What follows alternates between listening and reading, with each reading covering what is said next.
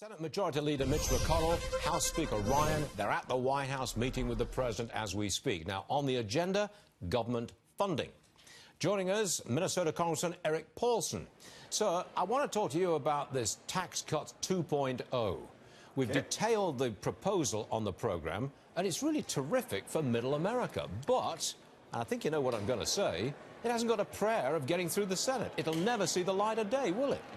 Well, here's what I would say, Stuart, is number one, when we were pushing tax reform, there were a lot of skeptics on version 1.0. We were able to get the Senate to go along. Just yesterday, we had a vote on repealing the medical device tax. We had 57 Democrats go along with that. So I think there is an opportunity for the House to lead, push some momentum, have some saving measures for middle-income Americans, put permanency in the code, and get the Senate to go along with that. It may take a little push, but I think we're going to get them to go along as we approach the end of the year. Wait a minute. If it goes to the Senate, I agree with you. It's going to go through the House, and so it should. But when it gets to the Senate, it's going to need 60 votes.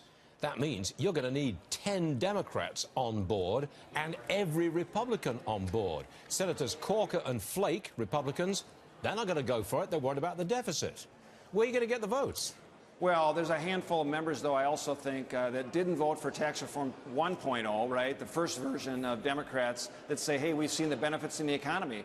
Pay increases, more jobs, big economic benefits, optimism up. There's going to be a number of those Democrats that are going to want to have a chance to do it over, if you will, and I think they're going to want to get it right. So don't count them out yet. The Senate's a different animal, but I think at the same time, if we can create some momentum coming out of the House, the Senate may go along with that, and they're going to recognize the importance of it. Well, Congressman, don't get me wrong. I think Tax Cuts 2.0 is a series of very good ideas, very beneficial for middle America. Extending the tax cuts to make them permanent, making changes to pension planning and contributions to your 401k, your IRA, extending educational saving. Look, it's all wonderful stuff. I just don't think you can get the Democrats to go with it. I don't want to leave it there, but give me a strong argument that says, yes, we're going to get this thing. Well, I'll give you one argument. The Senate has already passed some savings initiatives called RISA.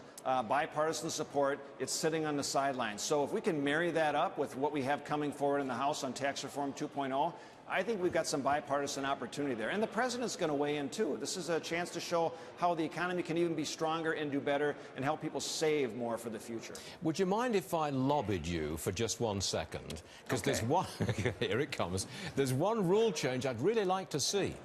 If you join a major corporation which has a 401k plan, I want to see you automatically enrolled into it so that you have to opt out. At the moment, you've got to opt in. If you made that change, it would have a profound impact on youngsters saving for the future. It really would. I'm open to that, actually. And we've had those conversations as a part of 2.0. What can we do to make sure not only large corporations are doing that opt-in opportunity, or opt-out, I guess I should say, but also smaller companies so they can pool together to have their pension or retirement programs be less costly so they get more workers in. My daughter recently took a job. She is automatically opted in. But we should have that for more folks that see the compounding interest effect, right? They're saving for the future. They'll see the benefit. I have a daughter who's been working for a corporation for 3 years, and she has not opted in, and she should. So, Rachel Varney, you get out there and join.